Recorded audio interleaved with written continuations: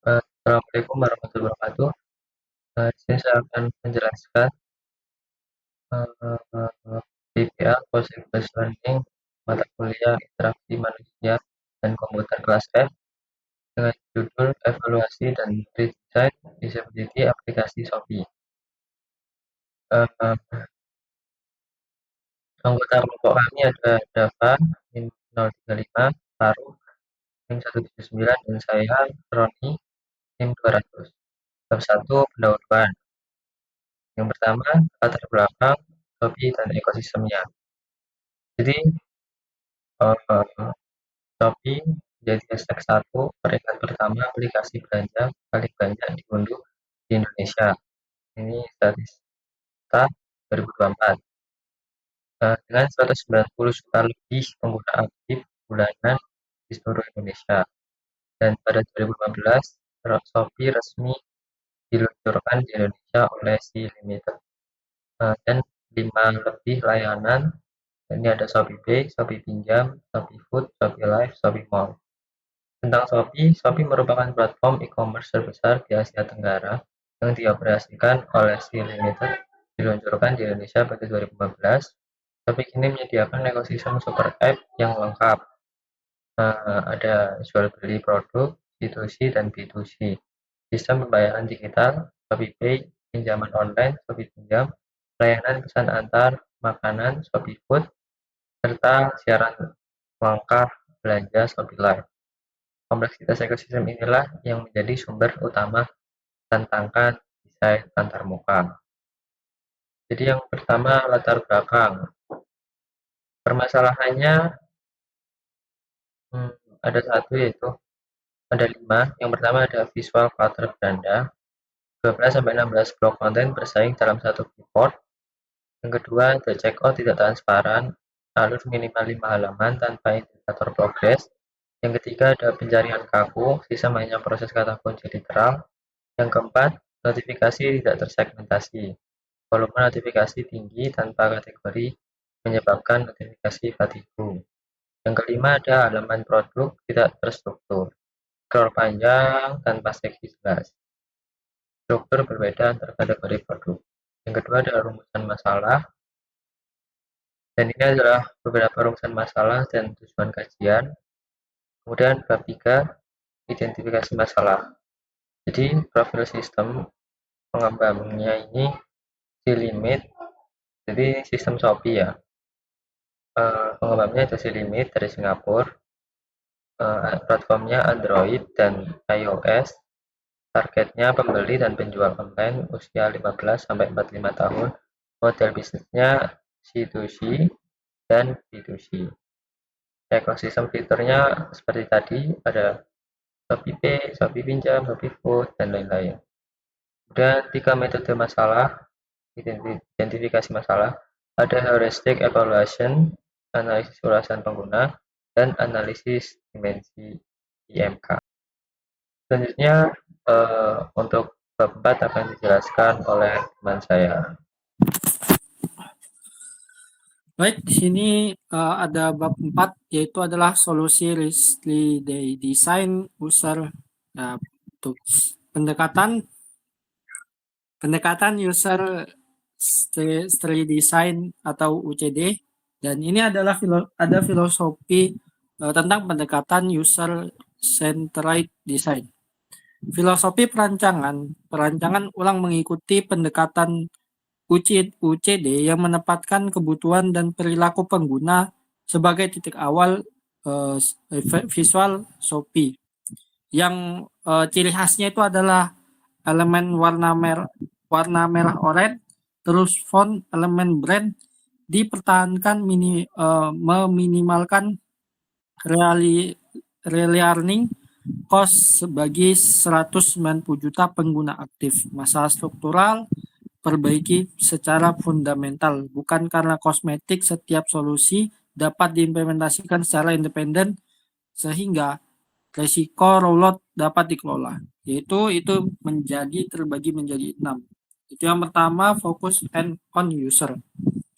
Seluruh keputusan desain berpusat pada kebutuhan mental dan model pada konteks pengguna nyata pengguna. Artinya dia menyesuaikan pada penggunanya itu kemauannya apa dan kebutuhannya apa. Jadi ini bisa menyesuaikan pada pengguna Shopee. Yang kedua itu adalah interactive design.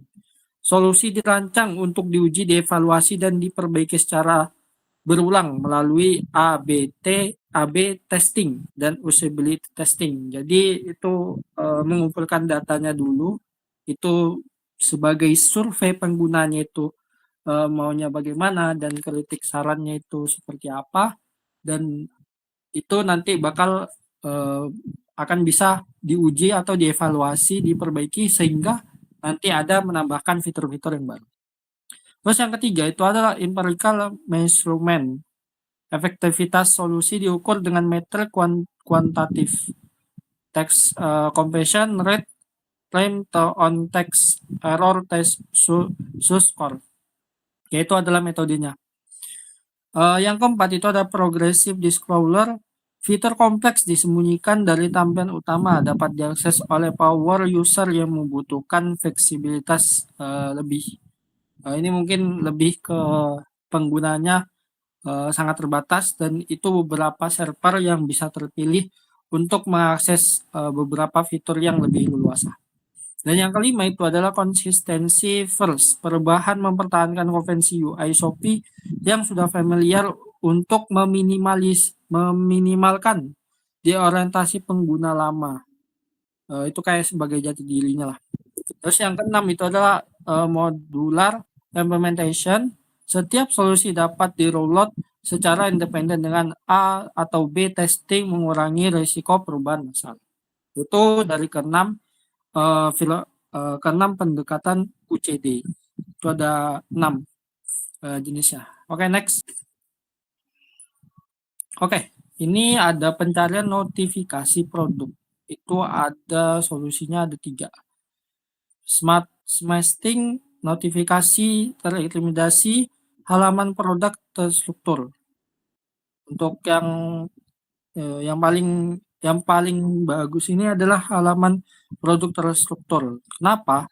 Halaman produk didesain ulang dengan hierarki informasi yang jelas, vaulting, action bar yang selalu terlihat. Fitur utama dengan satu viewport berisi foto utama, harga, rating, dan variasi informasi dalam uh, or, Orgodion, deskripsi, spesifikasi, ulasan, tab navigasi cepat.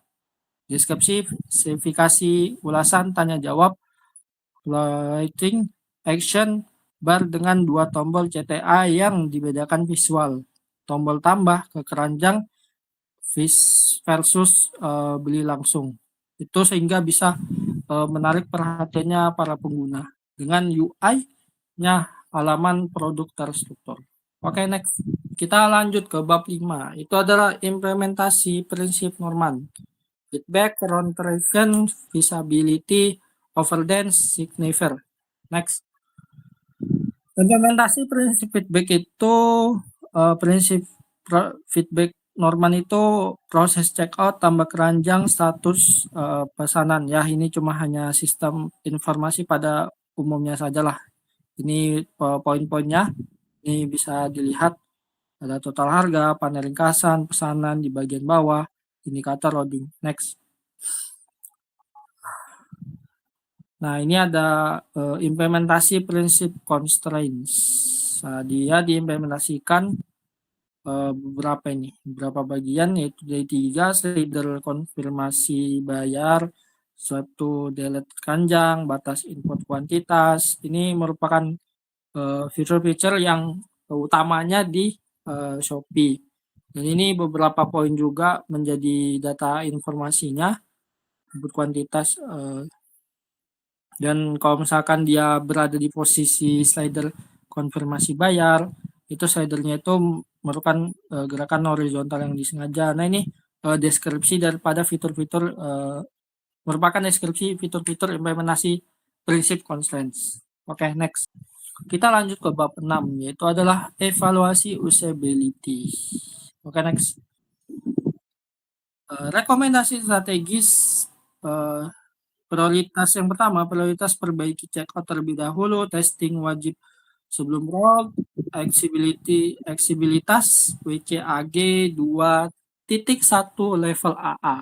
Program riset pengguna kuartalan. Investasi desain sistem komprehensif. Oke, next. Oke, sekian terima kasih evaluasi and redesign usability aplikasi Shopee Mobile. Mungkin kurang lebih dari saya, kurang lebih mohon maaf. Assalamualaikum warahmatullahi wabarakatuh.